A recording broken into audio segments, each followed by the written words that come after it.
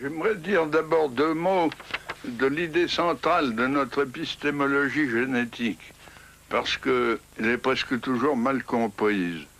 Les uns me prennent pour un empiriste, et même pour un néo-behavioriste, comme l'a fait Berlin, parce que je soutiens que la connaissance part de l'action exercée sur les objets. Or, une action sur les objets, c'est pas du tout la même chose que tirer la connaissance des objets eux-mêmes.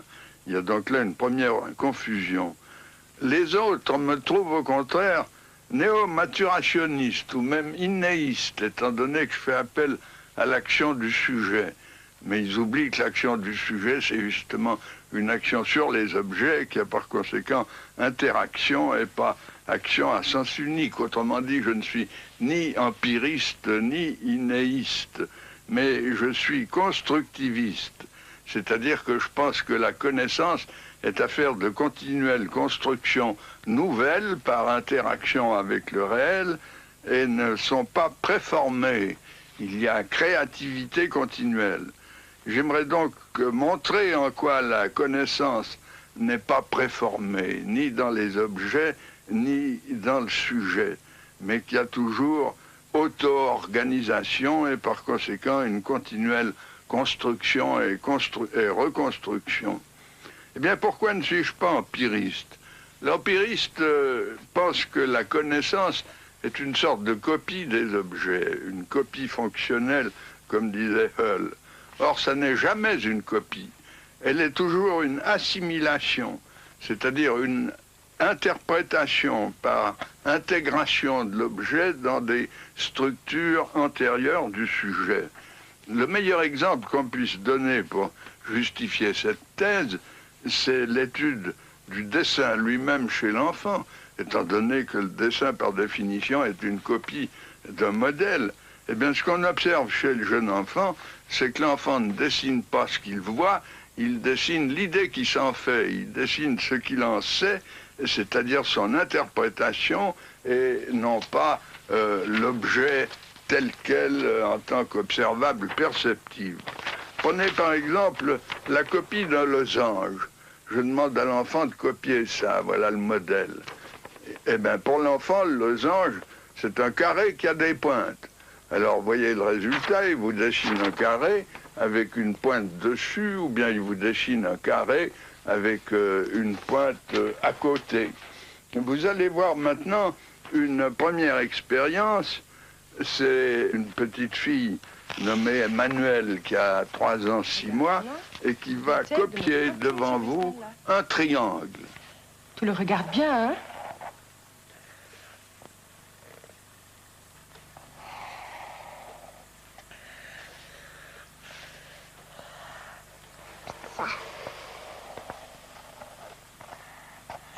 Comme ça? Et après, des petites pointes là. Des petites quoi? Des petits coins à toi ici. Ah, oui. Ce triangle, elle le conçoit comme une sorte de carré auquel elle rajoute 3 pointes. Des pointes qui sont d'ailleurs arrondies et pas pointues, mais qui représentent dans son esprit, elle le dit, 3 pointes. Autrement dit, critique de l'empirisme, la connaissance n'est jamais uniquement moulée sur les observables, elle ne consiste pas en observables purs, mais toujours en interprétation par assimilation à des structures préalables. D'autre part, pourquoi ne suis-je pas innéiste ou a prioriste? Eh bien, prenez l'histoire des sciences. Toute l'histoire des mathématiques est une construction continuelle. En partant des nombres naturels, 1, 2, 3, 4, il a fallu des siècles pour construire l'ensemble des nombres entiers avec les négatifs. En partant des rationnels, il a fallu attendre jusqu'à Pythagore pour découvrir les irrationnels. Ça signifie que ces connaissances ont été construites. Elles ne sont pas préformées. Si on les croyait préformées, comme le pense Chomsky avec sa candeur biologique, eh bien, il faudrait penser que les mathématiques sont déjà là d'une manière implicite ou innée chez le bébé, mais pas seulement chez le bébé, chez l'animal, il faudrait remonter jusqu'aux invertébrés et aux protozoaires pour y voir la source des mathématiques. En réalité, les mathématiques, chez l'enfant, on y assiste d'un jour à l'autre, sont sans cesse construites par les actions du sujet. Elles procèdent à partir de la coordination des actions du sujet, de la logique de l'action du sujet. Et alors, de ce point de vue, il lui faut tout construire. Et même les choses qui nous paraissent les plus évidentes pour nous, il doit les construire. Je vous donnerai un petit exemple, ou plutôt vous allez assister à l'expérience avec un enfant. On montre à un enfant une ficelle qui présente cette configuration. On lui demande ce qui se passe si on tire de ce côté-là. Ben, il comprend très bien que si on allonge de ce côté, on va raccourcir de ce côté. Apparemment, il a tout compris. Mais si vous lui demandez est-ce que la longueur totale est la même dans les deux figures, ou bien la même que dans l'objet témoin que vous allez voir dans l'expérience qu'on va faire à l'instant, eh bien, il nie la conservation.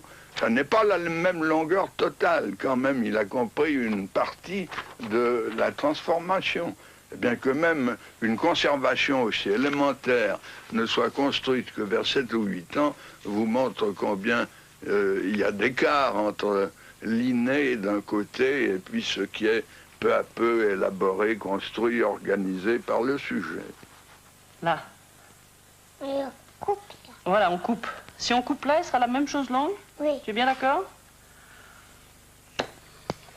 Voilà. Alors, écoute-moi. Maintenant, les deux ficelles, elles sont la même chose longue. D'accord. Alors, celle-là, on la laisse là. Et puis, écoute-moi bien. Si maintenant je tire cette ficelle comme ça, qu'est-ce qui va se passer? Celle-ci, elle sera grande, et celle-ci, elle sera petite. Où est-ce qu'elle sera petite? Et puis où est-ce qu'elle sera grande? D'accord. Là, elle sera grande et là, elle sera petite. Bon, alors on le fait? Oui. Voilà. Est-ce que c'est juste? Bien. Maintenant, dis-moi, la ficelle, depuis ce bout-là jusqu'à ce bout-là, est-ce qu'elle est encore la même chose longue que celle-là ou est-ce qu'elle n'est pas la même chose longue que celle-là? Pas la même chose longue que celle-là. Elle n'est pas la même chose longue que celle-là. D'accord. Et si celle-là, on la remet comme elle était avant, comment ce sera si on tire de nouveau ici? Celle-ci sera comme celle-ci. Celle-ci sera comme celle-ci. Et puis où est-ce qu'il y aura un grand côté? Là. Oui, et où est-ce qu'il y aura un petit côté? Là. D'accord. Alors on tire, comme ça. Et puis maintenant, la ficelle depuis ce bout jusqu'à ce bout. Est-ce qu'elle est la même chose longue que celle-là? Oui? Oui. D'accord. Et si on tire encore une fois? Voilà, comme ça. Est-ce qu'elles sont la même chose longue toutes les deux? Non. Non.